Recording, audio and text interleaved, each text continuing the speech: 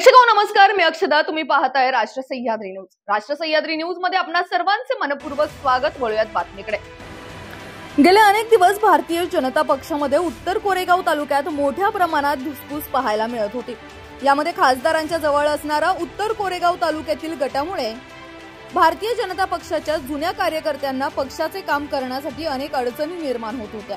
त्यामुळे त्यांनी प्रचार यंत्रणेपासून अलिप्त राहण्याचा मार्ग अवलंबला होता. याच्याच पार्श्वभूमीवर उत्तर कोरेगाव तालुक्याचे नेते व केंद्रीय अर्थ राज्यमंत्री भागवतराव कराड यांचे स्वीय सहाय्यक अमित चव्हाण यांनाही विस्कटलेली घडी घालण्यामध्ये मोठ्या प्रमाणात यश प्राप्त झाले. त्यामुळे पुन्हा एकदा उत्तर कोरेगाव तालुक्यामध्ये भारतीय जनता पक्ष मोठ्या उमेदीने कामास लागल्याचे चित्र पुन्हा एकदा पाहायला मिळाले. त्यामुळे पुन्हा एकदा 26 गावांमध्ये भारतीय जनता पक्षाच्या विविध गाव बैठका व दौरे मोठ्या प्रमाणात आयोजित करण्यात आले होते.